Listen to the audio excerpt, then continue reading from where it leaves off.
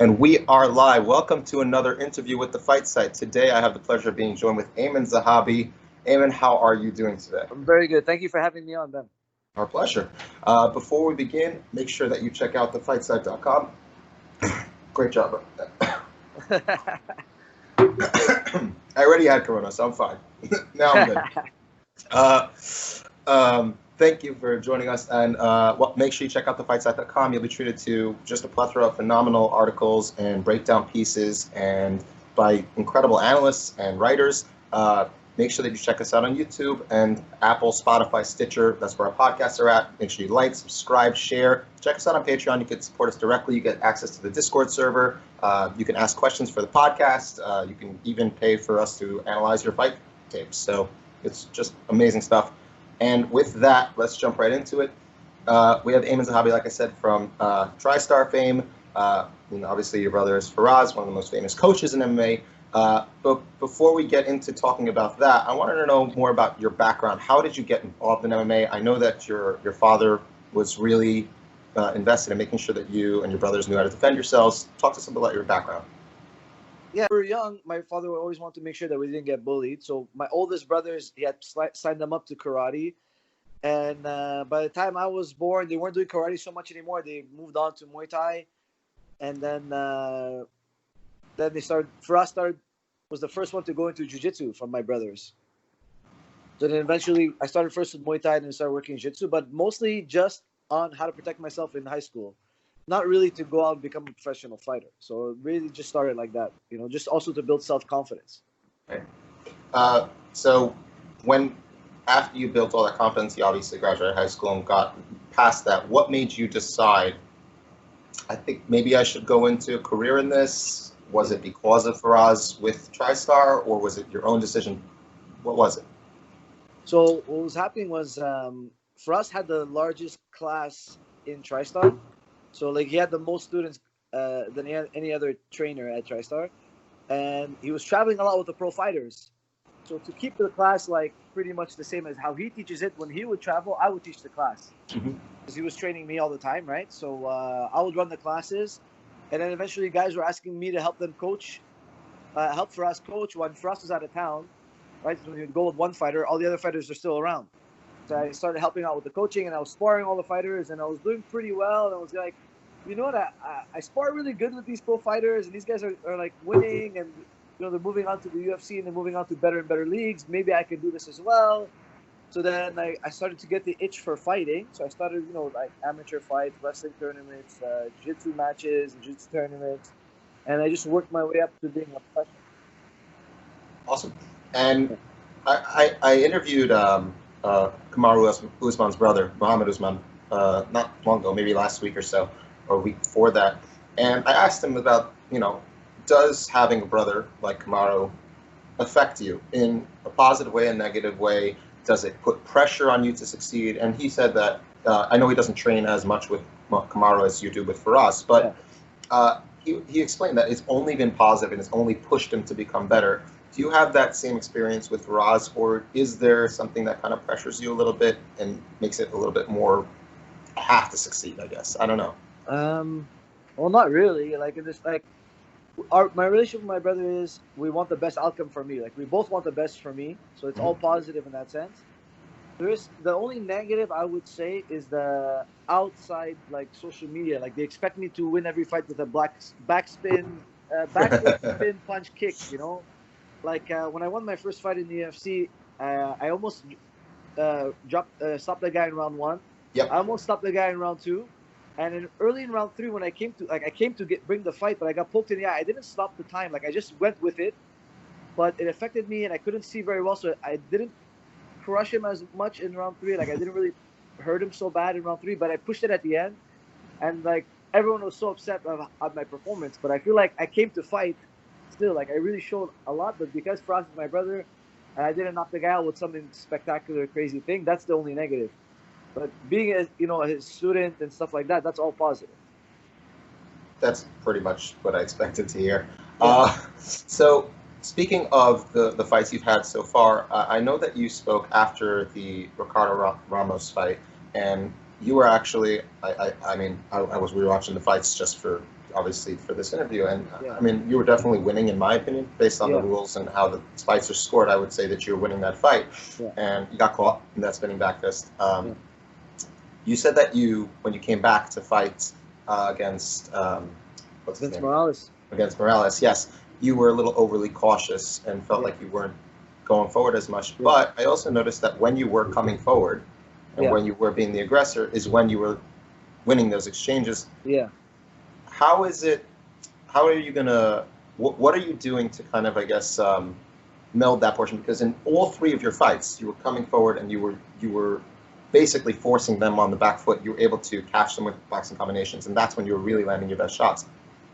What are you doing to, I guess, adjust to continue to do that, while also, I guess, being a little bit more safe, I guess is the best way of putting it?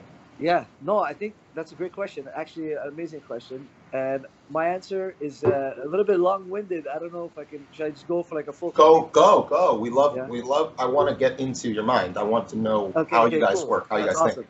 Okay, great. So, like, what I would say is, first of all, I've been watching other fighters who do something similar, where they can come inside. Apologies for the technical difficulties, everyone. All right, so we left off with the question of the adjustments you're going to make. So, please. Basically, a guy that I look up to who does it already is John Wayne Parr. You know, and I watched some of his cage Muay Thai fights, and I think some of his fights, he's 38 years old, and he's walking guys down who are like 27, 28. And these guys, you know, they're in great shape. They're good quality Muay Thai fighters, and he's fighting them with small gloves. And he keeps a tight shell, and he's able to walk them down and drop them and get in their face. So I watch him. I watch another Muay Thai world champion. His name is Rodlek. He fights for one FC. Amazing fighter. He walks guys down. I'm also watching Rod Tang. So I'm just like watching those guys and taking some things. And obviously Firas is helping me with it like crazy. And I have my secret weapon, I think, for my next fight is going to be Arnold Allen. We're going to spar like crazy. For his last fight, we sparred a lot, like because I was sort of the style he was facing. I was able to mimic his opponent's style, I mean. And then I think for my next camp, I'm going to bring him in because he's such an amazing striker. He has such great footwork, and he's going to – if I can walk him down, if I can get in his face, I feel like I can get in the face of a lot of people, you know. So he's an incredible fighter, and I'm hopefully going to be able to use him to my advantage as a training partner to better my skills, you know, sharpen myself, sparring him, training with him. It's interesting. So it sounds like you're really going to be pivoting towards you've made a decision of like, I'm definitely going, because of the success you've had in prior fights and the issues you've had in prior fights. It seems like you're really pivoting towards that. I'm going to make a conscious effort towards being more of a pressure fighter. Well, not in the sense of every second of the round. Of course, right. No, but I wanna just perfect the moments I do walk a guy down, that they're clean, they're cleaner, so that I can step in more often than I did previously, and before the knockout, before I lost my knockout, you know, because after I lost my knockout, I started second guessing like how often I should step in, and there was a lot of moments in the Morales fight where I saw the opening to walk in, and I was like, you know what, that's not a clean one, and then I kind of doubted my usual timing to walk in, my usual spacing, you know. So I'm just like reviewing those things to make myself more confident that when I do see one, I know it and I can do it. I can walk in. Not that I just want to walk in blindly all the time and get knocked out, you know, because the guy who just walks forward, he gets crushed by someone who has great footwork and great angles. You know what I mean? So that's why I want to train with Arnold, because if you watch like Arnold's fights, anybody who steps in on Arnie too often gets cracked. You know, so he's kind of going to be like my measuring stick if I'm walking in too often. Right. I understand. So because if like the best fighters don't just walk forward and they don't just back up, right? So they do both. They can always do both. Like I can go forward, I can go backwards, I can go sideways, I can pivot, I can cut angles, I can shoot, I can grapple. So another part of the equation for me is I've been working a lot of my jiu-jitsu. Like I want to be able to strike with no regard for the takedown, in the sense that obviously, like, I'm not just going to get taken down. That's not what I'm trying to say. But if the guy shoots, I can either completely shut him down, or as I'm going down, already enter something that makes him run away from me as soon as we touch the ground. As soon as we touch the ground, I have the advantage already. Right. That's the kind of mindset. So I want to be able to strike completely freely, whether he shoots or not. I'm going to win that trajectory towards the ground. So kind of in a way where you want people to be so afraid of taking you down that they'd rather get the crap beaten out of them on the feet, essentially. Yeah, or vice versa. Or they get so exhausted taking me down because I always just get right back up, or I get into their legs, or I get into a guillotine, or I get into a whip over, or I get into something that makes them, second guess the fact that maybe I shouldn't shoot on this guy. Right. And bantamweight has its fair share of decent wrestlers, so that would definitely be something you're going to want to make sure happens, because I've watched guys like Ricky Simone and people like that. They are generally fearless, and if you can get them second guessing, they're going to have a bad time. So yeah, exactly. So bringing up like the I guess the way of smart entries into your pressure and making sure that you're doing it, correctly, I guess is the best way of putting it. Yeah. One thing that I know is spoken about is, I guess, the type of a fighter, meaning they want to pressure and they're uncomfortable when they're not, or they want to be out fighting, and when you force them to come forward, they're not nearly as comfortable. Do you experience that when you're fighting? Do you have I like to do something, and when I'm forced to do something else, I'm not as comfortable, or you're trying to just be like, no, I want to be an all-around fighter, so I don't really have a type, but I could just do whatever? Yeah. So I would say I'm more of a situational fighter, in the sense that I like to read the situation and I'll fight the most efficient way I can to take advantage of what the scenario is, So like, let's say, like, for example, if we watch my fight with Ramos, round one, I want to get close to him, clinch him, take him down, and see how good he is on the ground. And he ended up getting me with some takedowns off, like when I clinched him, and I had to scramble back up to my feet and then work it out, So then I was like, okay, maybe clinching him isn't the best game plan. So in round two, I said, you know what? I'm not letting him take me down. We're going to keep this fight standing. So like I completely changed the fight in round two. In round one, I was like, okay, let's put the clinch on, let's grapple, let's see what's going to happen, boom, boom, boom. So I did that a lot. And at one point in round one where I ended up in Ashi, instead of going into heel hooks and going whatever, I said, I just bailed and tried to get up, but I shouldn't have done that. I should have went into the leg entanglement and continued fighting. Like I kind of got nervous. I was never really on my back ever before in the fight, in any of my fights, I mean. And so I didn't feel like I should just chill out there, but I should have, man. I had Ashi clean. I should have just done what I did, but instead I turned to get up and he got my back right at the end of the round. It didn't look good. If that didn't happen, and if I would have went into the legs and turned him, maybe I could have won round one also. Like I feel like you can give him round one. And round two, I feel like I really shut him down because I changed the game plan. And round three, I was just walking him down. Like I didn't care. His strikes weren't landing. Like he came, boom, boom, boom, boom. I was like, oh man, I blocked everything. I walked him down, blah, blah, blah. And then actually, right before he elbowed me, like I walked him down so much that I pushed him into the cage and he bounced back off the cage. Yep. And I remember in the moment, like when I pushed him and he went flying to the cage, I'm like, as soon as he comes back, I'm going to crush him with a left hook. It's over. So I went with a predetermined strike instead of reading the situation. Instead of I said, you know what? I'm going to step to the right and throw a hook. He's dead. I literally told myself that in the fight. And I didn't pay attention to what he was actually going to do. I just went with something preset. And because I went with something preset and I threw it, he caught me in between my strike with his elbow. Because the two other elbows he threw, one in round two, I ducked it. I grabbed his waist and I pushed him away. And the one just before that, he missed. Like it just deflected off me a little bit. Like it didn't really land anything. It didn't land anything clean. So at that point, I had no respect for his striking power. Because round one, he didn't hurt me with strikes. Round two, he didn't hurt me with strikes. And at the beginning of round three, I was walking through everything. I was blocking. I was covering. So I thought he was done. Like I was just like, I have his number. And then boom, I got caught.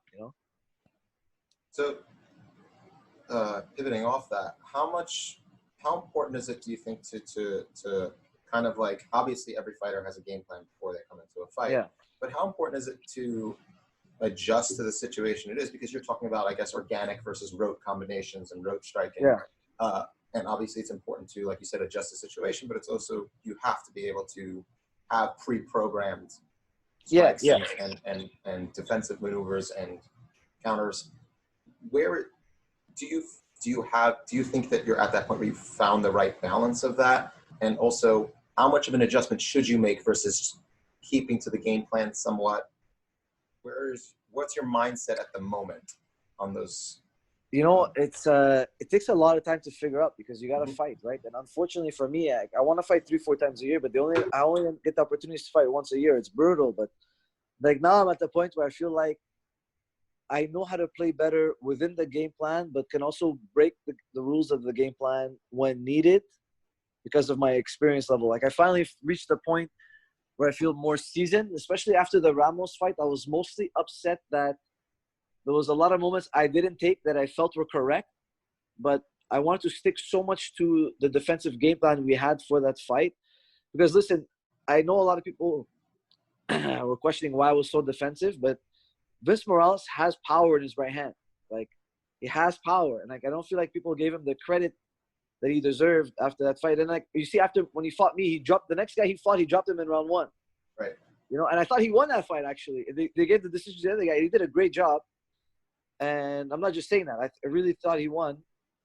But it just goes to show that I was being so aware of his right hand because I know he's got the power. Like, I've been watching fights since I was young. I know when a guy has power in his especially at bantamweight. Not everyone drops people at 135, right.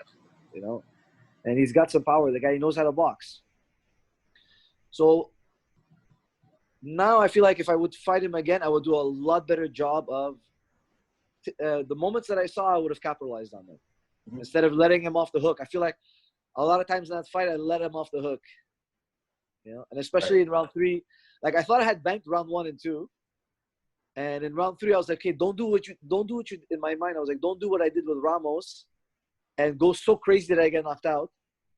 But instead of keeping the pace that was working for me, I kind of took my foot off the gas a little bit too much. Right. And I obviously lost round 3. Okay. And then, that's something I admit, and it's something I regretted after the fight. Like, as soon as the fight was over, I was telling Firas, like, I can't believe what I did in round 3. I can't believe I let it get away. Like, I can't believe I said, you know what, I won the 2 rounds. Don't go too crazy. No, you know, I wasn't wrong to say don't go too crazy, but I just went too defensive. Right. Yeah, I should have just kept a strong, steady pace, but not go wild. Speaking of that particular point, did you see the fights last night? At least the main No, event? I didn't get to see the fights last night. I had some stuff here going on. I'm assuming you know the results. I don't want to spoil them if you didn't. I know the Gilbert Burns Tyron Woodley results. Right. Yeah, so I'm gonna try to watch the fights hopefully today, this week. Definitely go watch at least that fight as soon as you get a chance. But in the 5th round, I don't want to say anything because I didn't watch the fights, but what an amazing streak for Gilbert Burns. That's all I can say. This guy's really turned the corner in his career. I don't know how he did it. Like, maybe it's just a mental. Sometimes it's just your self-image, you know, because he always had the right skills, the raw skills. He had good striking. His striking always getting better. His jiu-jitsu was phenomenal. His wrestling's great. But I think that there's a self-confidence change that now he's going to be a wrecking force for the 170. I completely agree, and I mean that weight cut must have been brutal because when you see the fight, he does not look small next to Tyron Woodley, and Tyron's not a small guy.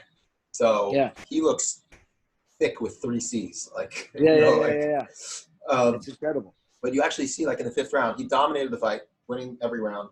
And in the 5th round, he did not, like you said, he didn't really take his foot off the gas. He continued to utilize the game plan that was actually winning him the fight, rather than, I got 4 rounds in the bag. I definitely got potentially a 10-8 round 1. Yeah, I don't need to risk anything. And he ate a big shot, I think, in the 5th round also, but like, didn't phase him. And I think that what you're saying is important. Like, again, with judges, you never know. Yeah, don't risk it. Keep what's working. And it's really interesting you pointed out. Like, that's where you feel that you suffered, is that you didn't keep to what you felt was working too. So I'm really. Speaking of, I actually want to pivot to jiu-jitsu because I'm a jiu-jitsu boy. I'm a jiu-jitsu boy. I am a jiu-jitsu boy. I want to actually get your opinion. Your black belt, Firas, has, the guys at TriStar are all incredible jiu-jitsu guys. Thank you. And I wanted to get your opinion on jiu-jitsu and MMA, the jiu-jitsu metagame. Yeah. What are your thoughts on it, just as an overall view, and then I guess we can get into a little bit of specifics. So, like, my overall view is you can't only be jiu-jitsu anymore. Okay, you have to find the entry that works for you. Okay, so let's say, like, for example, okay, I have the great opportunity to train with Ryan Hall. Okay, he comes over to Montreal. I've been to Virginia. I've trained with him multiple times. Great training partner, great friend. And I also get to train separately when I go to Henzo's with Gary Tonin. Okay, and I spar him in MMA. Okay, and now these are two phenomenal grapplers, some of the best grapplers in the world, in just jiu-jitsu too. Okay, Right. even in jiu-jitsu, they're phenomenal. Right. Okay, and but I feel like they both approach jiu-jitsu in a different way when it comes to MMA.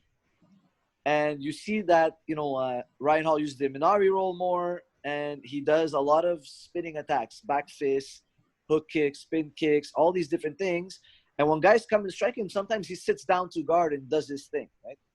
But all he's trying to do is to get you to play jiu-jitsu. All that stuff is, if you want to fight me, come fight me in jiu-jitsu. I can't wait. I can't freaking wait for you to grab onto me. Get on top of me, man.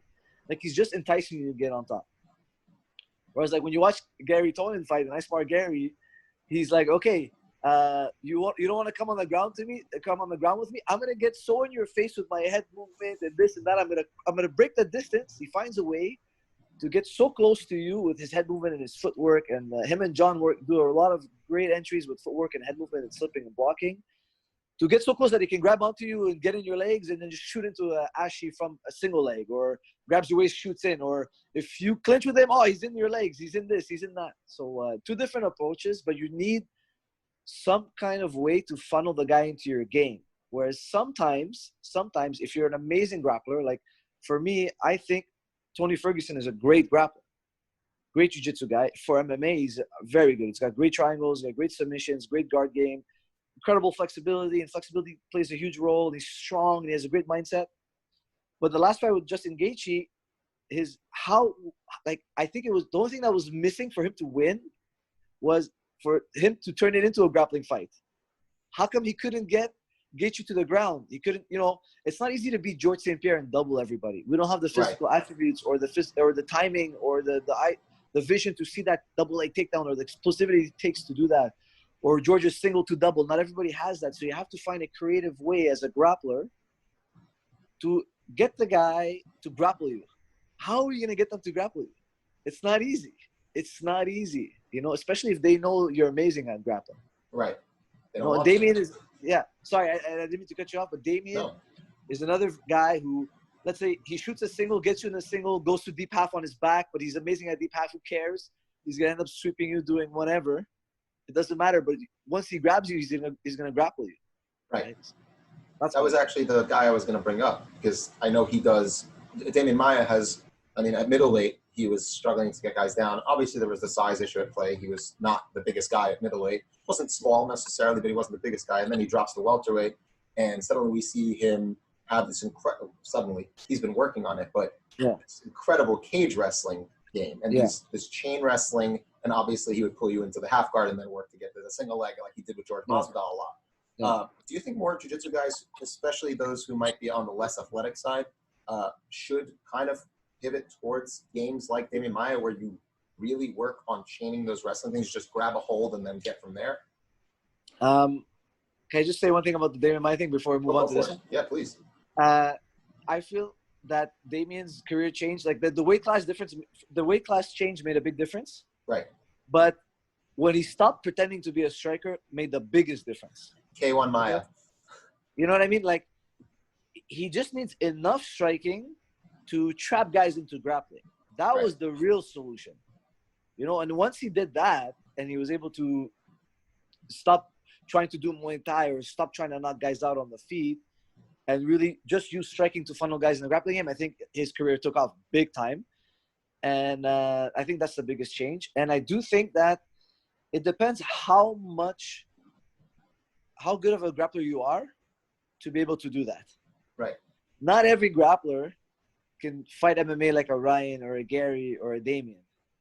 You know, so depending on how good you are and what your specialty in jiu-jitsu is, you might need to do that. If you're not necessarily as good as those guys, then you need to work a little bit more on your striking or your wrestling. I think if you can't hack it, if you're not athletic enough to strike, let's say, then you got to find a way to wrestle. Like a Kobe Covington, let's say. Kobe's going to be in your face.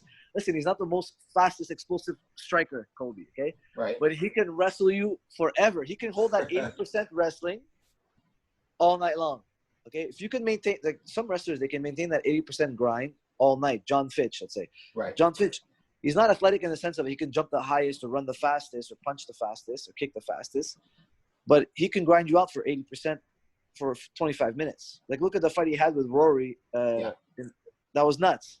That was a couple of times Rory dropped him. He's like this. He turns around, grabs the leg, climbs Rory's leg. Like, you can't believe it. You can't believe it. But he has a different type of athleticism. Him, if he added more, like, I'm not saying he doesn't have more, great jiu-jitsu. He has good jiu-jitsu. But if he got his jiu-jitsu to the level of Damian Maia, he'd be subbing even more guys. Right. Like, he's sick. He's a sick fighter. I'm not saying he's not a sick fighter. He's incredible. I think he's an amazing all-around fighter. But if he had more sick subs, shit, he'd be more on fire. Well, actually, I was that's something that you actually see with a lot of wrestlers, is that they kind of gear towards the ground and pound much more than they do submissions. And we were actually talking to Curtis Blades, and he specifically said, like, we asked him, like, why, in your opinion, is that, or at least from your experience, he's like, I like to break people. And from that, and what we asked him was, like, does it come from the American wrestling mentality of shove everyone through the meat grinder? Whoever comes out, those are the guys who are going to be the best wrestlers. Like, just literally a meat grinder is how it was described. And it's like, then he went off and explained the mentality and why. And he said, he's like, he compared it to basketball. He's like, ground and pound in wrestling is American centers, and we're just come at you. And jiu-jitsu is like the European centers, it's all finesse. And I was like, it was great. Oh my God. Is that something you experienced as well in your career so far? In the sense of, like, training with them? Training with them, like, when you talk with them or train with them, is that something you experience? Like, they don't really care about they just want to punch you in the face, I guess? Yeah, well, I guess, I don't know. Would you consider Khabib European? He mostly goes for ground and pound. But he's wrestling first. I think we could take the Dagestani wrestlers and fighters and just make their own category. Their own category, right? But, like, he doesn't go for submissions that often. Like, he only goes for submissions once he's completely battered. Right. You know, so he's kind of got that, a little bit of American wrestling. Yeah.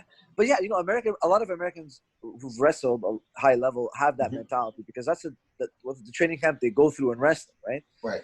So yeah, I have experienced that. I've seen a lot of Americans like that too, for sure. But there's an incredible amount of American jiu-jitsu players that are super sub-oriented. Right. And, I don't know. But yeah, I would say that most wrestlers are more grind them up, spit them out type of jiu-jitsu. I've had the pleasure to roll with Jake Shields, and he grinds me up pretty nice. Whoosh, that's a grinder right there. If there's a grinder, that's the definition of just, you're gonna have a bad time if Jake gets on top. Yeah, he's incredible. I actually want to ask about a specific move.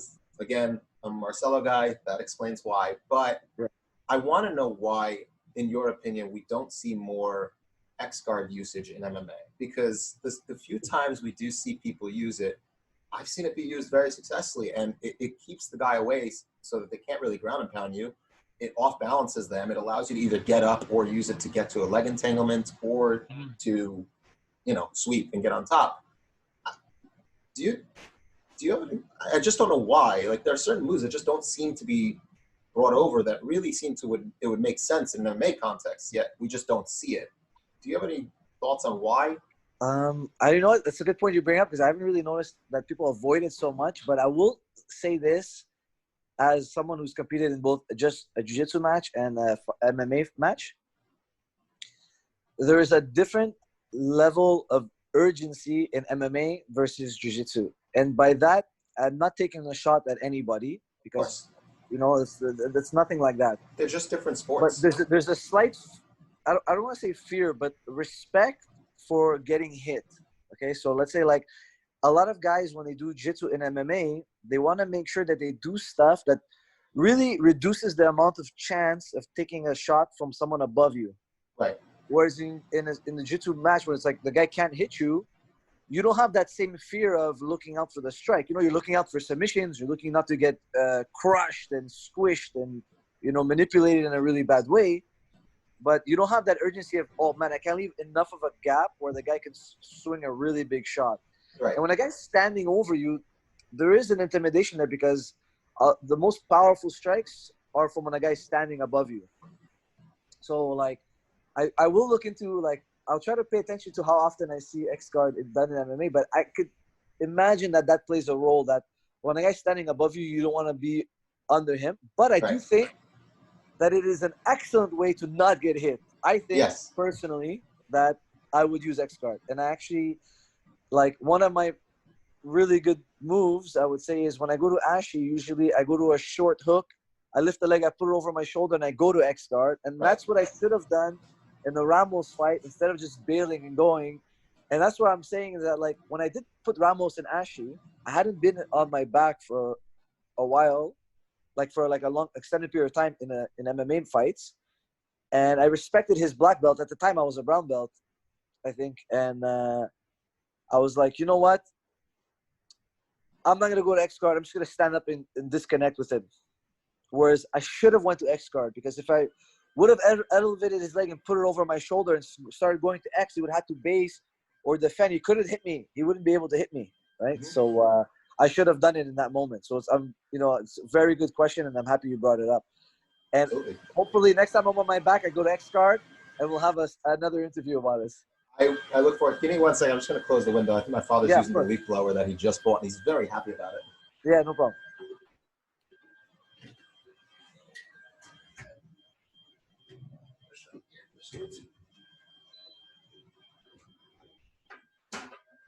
Oh, that is so much better. Okay, good. Yeah, I appreciate that. Yeah, it's just it's always something that bothered me, because I actually just wrote a piece on Marcelo, so like X-guard's on the mind a little bit. Yeah. So now I want to pivot back to just game planning in general, because I feel like that's something that TriStar is relatively well known for. You guys are very cerebral. I know there's a lot of tape that's watched. How much of the fights, and this is a general thing, obviously you have to focus on just improving your skill sets, but how much of it is just strictly geared towards, let's improve this specific skill set for this specific fight during the fight camp? Or is that something that's done specifically, like we need to work on these 3 things because that's what's going to work against this guy? Yeah, definitely. Yeah. And especially like again, I have really good training partners, and we're all very team oriented. So whenever, let's say, for example, I'm fighting, let's say when I was fighting, sorry, what's his name? It's on the tip of my tongue. My first fight in UFC. Vieira? Reginaldo Vieira, yeah. Reginaldo Vieira. Sorry, I know his name. Sorry, it was just like I had a blank. When I was fighting Reginaldo Vieira, I was worried about his guillotine because he's had a lot of guillotine success. And let me tell you something. I called Ryan Hall. And I'm like, Ryan, would you mind coming out, help me out for a few days? Like, I'll fly you up, whatever. He's like, of course.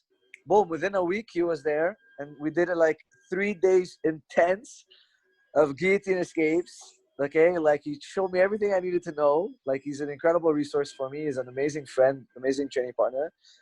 And I was training it for the next 2 months. Every single day, I would do guillotine situation because I was so like, you know what? If I do get into guillotine, I'm not worried about it. I'm going to come through on the other side and I'm going to score on the guy, Mm-hmm. And I did it every day into the fight, and my confidence was through the roof. Like, I wasn't worried about, like, if I ended up in a guillotine situation, I was very certain I would get out and reverse and score. So that's the kind of way I would approach it. I would watch my opponent's tape, figure out his best ways to win. Who do I know that's on my team that can replicate that? Help me to come up with a game plan to find my way out. Mm-hmm. Sometimes a lot of the time it's Firas, obviously.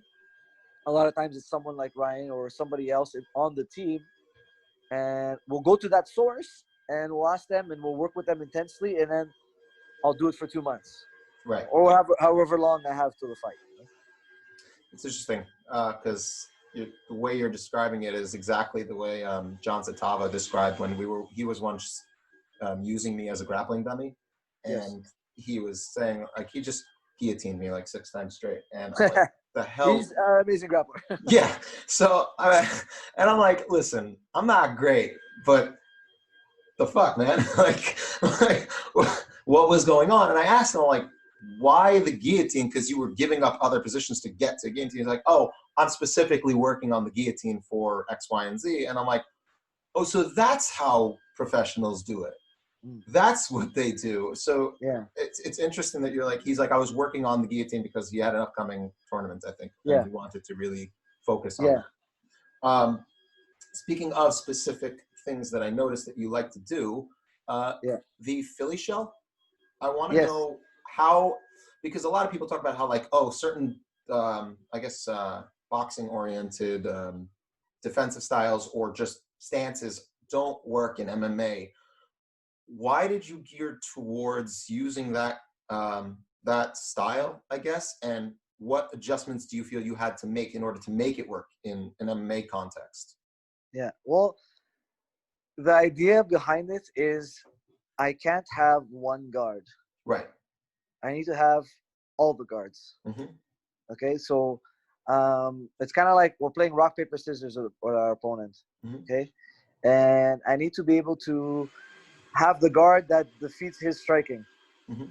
So that's why, like, we're always practicing all the different types of guards. So, like, you see, like, sometimes I'm very good at shielding, and sometimes I'll lower my hand and I'll block with my shoulder and I'll stand sideways and I'll lean back. Like when I fought Ramos, I knew that he was just gonna throw crazy power early, so I leaned back over behind my shoulder and I just let him throw early. Like there was one point where he threw like a 3-strike combo and I was just like, ugh. And he threw it in the air and the crowd went crazy. And I was like, yeah, that's great. Thank God I didn't get touched. Because even if you shield those, he threw them so hard. Right.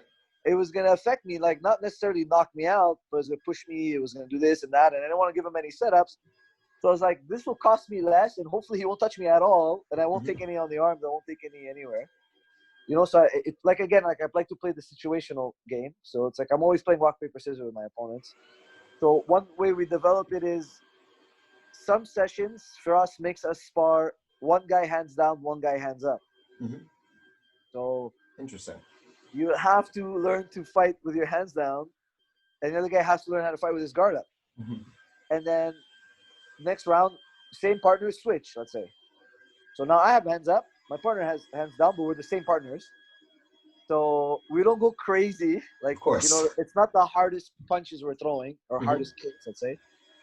But it gives us a chance to, you know, troubleshoot those kinds of guards.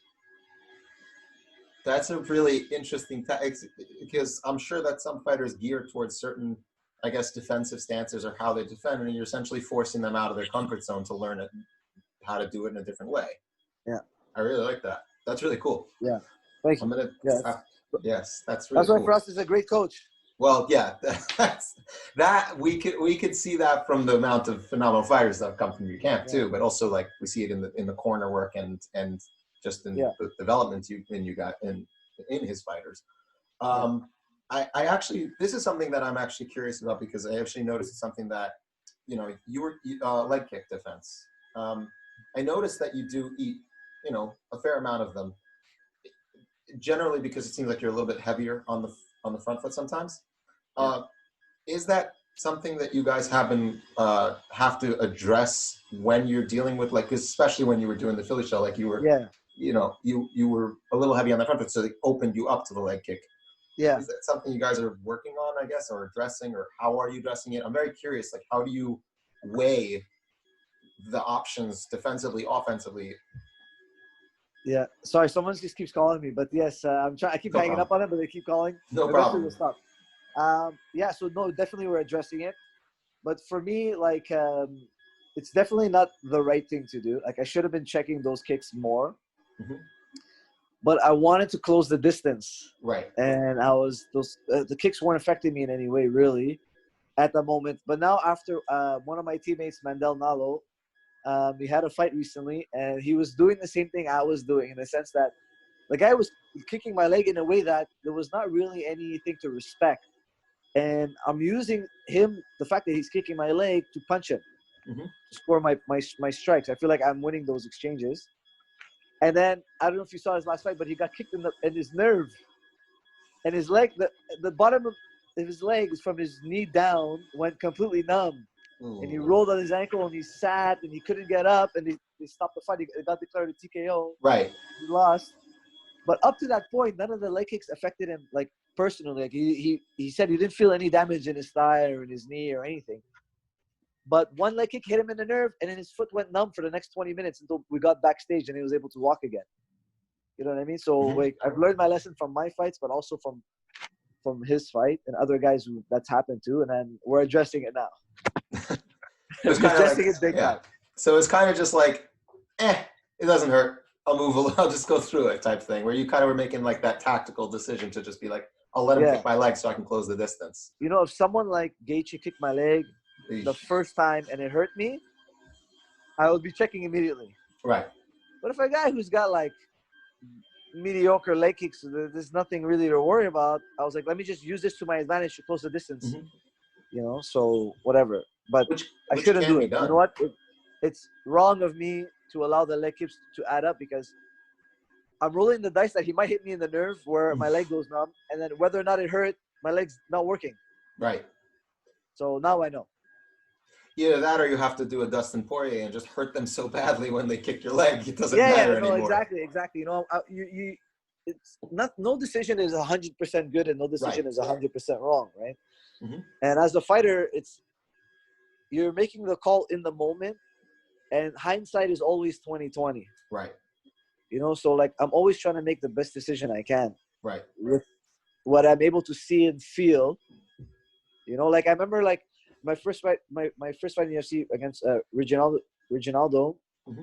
In round 3, my brother was so upset about round 3 because I got hit so much more. Like almost all the strikes that landed in that fight were in round 3. Right. Okay. But I got, like, if you watch the fight in slow motion, in the opening exchange, I stepped in right away. If you watch it in slow motion, you see me get poked in the eye. But I was so into, like, I'm going to crush him, that I didn't stop the fight for the eye. I was like, I'm going to go through it. But my vision started to get more and more blurry, and I couldn't see. I was seeing 3-4 of him, and the depth was off completely. Like, I couldn't tell how close or how far we were. And I just stopped my footwork because I told myself in the fight, like during the fight, my self-talk was, if I stand my ground properly and I keep my chin down and he lands a strike, I'll take it. If I move too much and I don't know where he is because I moved and I can't see him, I'll get hit with a shot that's going to put me down. I can't get hit with a shot that puts me down. And like when the fight ended and I won, Firas backstage was like, what the heck was happening in round 3? I said, Firas, I couldn't see. I could not see. And then the whole night I had an ice pack on my eye because anytime my eye was open, the wind was like killing me, the pain, because I had like I had a cut in my what do you call it? Not my eyelid, on my eyeball. The cornea. Right, my cornea. My cornea was slit. Okay, so I had the wind that was blowing, the dust, like, you know, because there's a little bit of particles in the air. It was closed. It was forcing my eye closed. But in the fight, my eyes were open because of the adrenaline. Well, my eye was burning, man. And as soon as the fight ended and I got backstage, I kept my eye closed for the next 3 days, man. I couldn't open my eye for 3 days.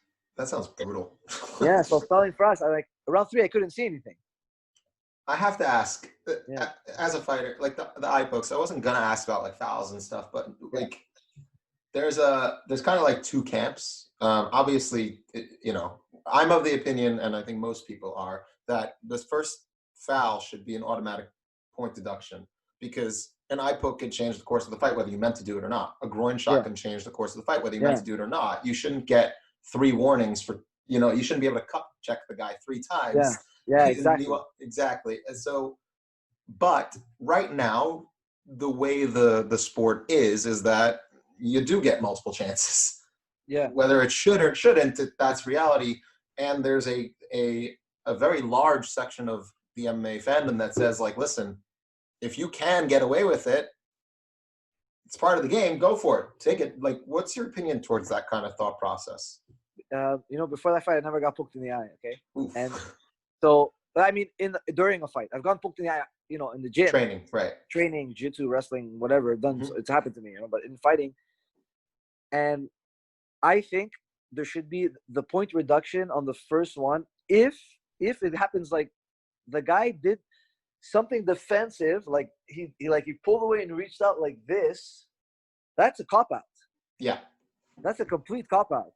And I'm trying to win this fight, or whoever it happens with, whoever's fighting. I mean, he's trying to score and he's doing something legal, and the guy stops his legal offense with an illegal defense. It should be a penalty. It's like, look, I'm about to knock you out, but you kicked me in the groin. Mm-hmm. That should be a point deduction. If that's your way to protect yourself, and I'm about to score big, it should be a point deduction because now I can't score big. Right. And you beat my big score with something outside of the rules. Right. Because I could have done something outside of the rules to score big too. Mm-hmm. So in that sense, yeah. But let's say, for example, if we're in a clinch and things are wild and we're both like scrambling, whatever, and like I go to push you and like you duck and I poke you in the eye because of your head movement and I went to go push you and I wasn't trying to this and that, how can you take away a point? Yeah, essentially it's the same idea as like if you're punching a grounded opponent and they move their back of their head into the way of the strike, you shouldn't penalize that. Exactly, the first punch. But then if you keep coming, then yeah. So that in that sense, I wouldn't take the point right away. Right. So it's kind of situational. Did something like, oh man, you gotta block like this. You gotta block like legally block, not block with your fingers flared. Yeah, I kind of wanted to, it's easy to sit behind the computer and say it. Like, I'm curious with how fighters think about it too. Because like you said, like if you roll into the punch or the strike and it's illegal, why should I be penalized for that? I agree with that. Yeah. That's a really good point. I want to pivot towards weight cutting. I ask because it's such a big topic and such a big thing in MMA, the way MMA is structured right now. Or at least before the coronavirus, at least 25, 30, 35 pounds even. Fighters are massive. They're fighting 2 weight classes below what they probably should be fighting at. And when I was watching the Ramos fight, one of the things that stuck out to me is the size of Ricardo Ramos. He was huge, man. He's massive. Massive. He's just massive. They even commented on it, but like he looks like a lightweight. And he did. He looked like he was 2 full weight classes above you. Yeah. One, my first question is roughly how much weight do you have to cut for your fights? And 2, I know we know in the coronavirus, a lot of fighters are fighting up a weight class because they can't make the weight, because they can't train properly. So what are your thoughts on weight cutting in MMA in general?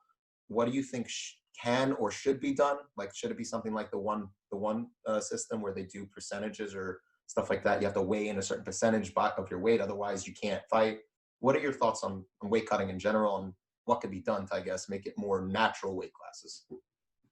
I feel like guys are always going to fight. Fighters, I should say guys, because, there's women who fight MMA as well. I mean, but everyone, like, some fighters are always going to look to take an advantage of weight cutting. It's going to happen. And no matter, like, whether you do ONE FC style, like, I actually like the way they do it. It's actually a really good idea. It's very safe. It's very safe for the fighters. Like, they try to protect them and whatever. But I still feel like guys are finding ways to cheat. Like, I don't know how they cheat, but I'm sure there are some of the guys are trying to cheat or whatever, and they're messing it all up and stuff like that. But I don't have a problem cutting weight. Okay, I don't really have a problem with it because I work with professionals. Like, I've worked with George Lockhart many times. He's amazing, phenomenal nutritionist for weight cutting. I worked with Mike Dolce in my last fight. I felt incredible. Like, why don't these guys seek help? Like, these guys who've done it with a lot of fighters and train and do work with the best. And, you got to find the right weight class for you. I do agree. Like, you can't overcut and you can't not cut enough because it's the way it is. If we did same day weigh-ins, it could probably solve the problem, or 1 hour prior to event weigh-ins. Who knows? That might solve the problem for everybody. The only thing I would worry about is if fighters are still going to do it. They're still going to do it. No.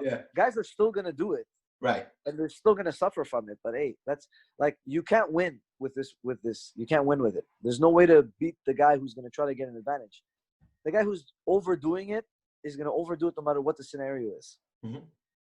Do you feel like I know with PEDs it's definitely catching more people, but do you feel like USADA's restrictions on the IV and stuff and like weight cutting, do you think that's been helpful or harmful towards fighters overall? Because fighters are still cutting the weight, but they can't rehydrate the same ways. Yeah. What are your thoughts on Sorry, 1 second. The guys finally stopped calling me. I'm just trying to tell them why. that? No problem. Don't worry about it. Okay, yeah. Sorry. Say it again. So, sorry, I missed it. The USADA, the weight cutting portion of it. What are your thoughts on that overall? Like not being able to rehydrate with IVs. Yeah. Do you feel like overall that's been harmful or helpful towards fighters in, I guess, their weight cutting? Because we know that fighters are still cutting tremendous amounts of weight. I think it's a good call, bad call. My fight with Ramos, I had a hard time reloading. Like my body, for some reason, it just didn't do well for that weekend. And I've cut a million times. And then my fight after, when I fought Vince Morales, it was the best rehydration I've ever had. And, you know, it's obviously without IV either time. But I think we just have to find what works for you outside of IV. But IVs will definitely help big time. It would help immensely. Okay? It will definitely be much easier to reload. Much, much easier. But there is ways to do it without. Right. And it took me the fight with Ramos to realize how to do it without. And my fight with Morales was definitely a much better reload. And from now on, I'll be okay. But it definitely makes a difference. It's like, the thing is, I don't mind it. I don't mind USADA doing it in the sense that if it curbs the guys who over-exaggerate their cuts, it's probably better. They're probably saving some people in that sense, you know? Right. And I do feel like a lot of fighters who are saucing too much, like it's crazy. Like people, I still feel like 80% of fighters juice, which I can't stand it. But I definitely feel like it forces them to juice less. You know, like or smarter, I guess. At least they're not like 14-1 testosterone. Maybe they're like 3-1, which is like if your jiu-jitsu is good enough, you could still beat a guy that juice. So it's still unfair, but you know they're working. It's getting better. You know? Somebody just rang my doorbell. I have no idea. 1 second. Okay. Oh, it's the neighborhood kids. They're coming to play my kids. Don't worry. Take your time. Don't worry. Seriously. Sérieux, ça vient? Ok. Non, c'est bon. Merci beaucoup. Ils sont en train de dormir. Mais merci. Merci les enfants. They're trying to give me a slide for my kids. Sweet neighbors. That's very cute. That's awesome. That is awesome. On the topic of PEDs in general, we know that fighters are still using, like you said, you know, we can't, obviously a lot of fighters we don't know because of, you know, they haven't been caught or whatever it might be. Well, this is a contingent. I'm kind of like split one way or the other also myself, but as a fighter, what are your thoughts on not full-blown legalize everything and just do whatever the hell you want, but I guess a structured system of limiting the amount for recovery, for improving your athletic ability and performance, because again, fighters have a limited time frame to make their money, to get in, get their fights in, get their money, and get out, and you know all the issues with pay structure, whatever it might be. Healing faster, being able to recover faster, being able to heal from like the injuries and all those things. Do you think it would maybe be an idea of legalizing somewhat and having it work with doctors from the UFC and having it be a structured system as opposed to the Wild West, which is what it was, or a USADA ban, but a lot of people are still able to get designer drugs and just do whatever they want at the top level? Well, you know, what are your thoughts on something like that? Well, the argument basically is either we're all on it or none of us are on it. Correct. Either one I'm good with. Either one. But I won't be on it if it's against the rules. Yeah. That's, you know what I mean? You know, No, like, so, like, on a personal level, I don't have a problem if some fighters like to smoke marijuana or do whatever, if they do it to chill out. I get it. Like on your downtime, some fighters, that's what they want to do. Okay. Right. But if you sign the UFC contract And in competition, you're not allowed to test for a certain amount of marijuana, regardless of whether or not you're doing it to calm your nerves for the fight or not feel as much pain for the fight, or how, if you're not using it for the fight technically, but you still pass the thing, it's technically against the rules. You're a professional, you know it, you signed that contract, you know what the requirements are. You don't do it, don't do that level of it. You know? So like I'm not shitting on guys because they smoke weed. Like I don't care if they smoke weed. Right. Nothing to do with that. Nothing to do with that. But I'm just saying, try to avoid things that get you in trouble. If it's not that big of a deal, then don't do it. Yeah. Essentially, you sign. You know the rules. Don't break them. Yeah, don't break them. And like, I know, like I got into a Twitter thing beginning of quarantine because I don't go on Twitter much normally. But now since I've been locked down, I'm on Twitter. The hell else are you gonna do? Yeah. So and then like I started getting to people about marijuana, like because somebody got caught. Or bantamweight got caught for marijuana. It was Gastelum, right? No, Gastelum too, but another fighter, bantamweight. Right. I think he won his fight by like 38-second knockout. Obviously, I'm trying to remember who it was. The weed had nothing to do with him winning. Right. Okay? Yeah, I'm not saying it helped him win. Okay, that's what I'm saying. Okay, but I remember when we were talking about George fighting one of the Nick Diaz, and we were saying that, listen, if he's smoking weed because he's a nervous, anxious guy and he can't fight unless he smokes weed to calm his nerves, that's enhancing his performance because he's going in there with a level head. I'm not saying it's making him stronger, faster, more athletic, but if you're a nervous wreck, I want to fight you as a nervous wreck. I don't want to fight you with a cool head. If marijuana is that why marijuana is illegal in competition?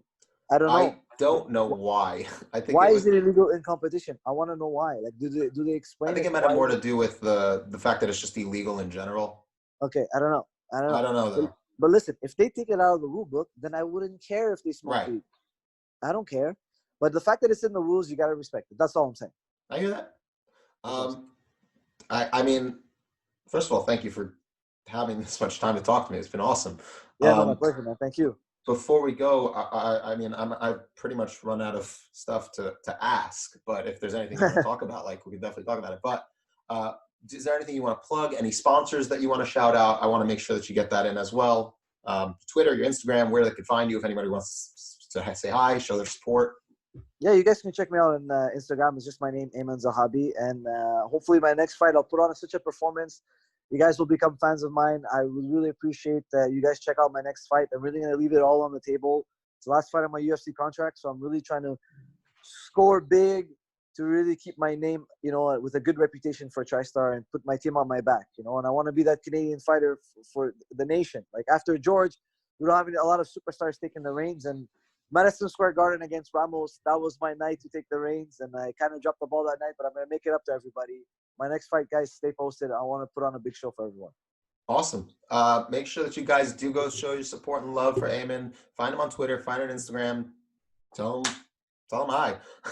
Yeah. Thank you very much for the interview. I really appreciate it. Our pleasure. You're definitely a friend of the fight site. We really appreciate it. You're welcome back on anytime. If you want to just, you know, talk fights. If you want to just review fights, we have podcasts before and after the fights, usually depending on which fight card it is. So I'm sure they would love to have you on to kind of break them down. Absolutely. That sounds great. I would love to do it, test my skills with you guys, see how I do. And if I do hit an X guard sweep or transition into a leg lock, we're talking about it. Okay, yes. We're gonna get it. Okay, we're getting that in. I 100% look forward to that, and I'm gonna just be tweeting about like that was me. Awesome, bro. Thank you so much. Before we go, make sure that, again, you check out thefightsite.com. Great articles, great content. Trust me, you will not regret it. Make sure you check us out on Patreon to support us directly, access to Discord, questions on the podcast, tons of stuff that you can do depending on the tier levels. Follow us on, subscribe to the YouTube channel. Make sure you hit the bell icon, like, comment, share with the video. Show some love on this one as well. Leave a comment below. Stitcher, Apple, and Spotify, if I'm not mistaken. Leave a 5-star rating. It really does help.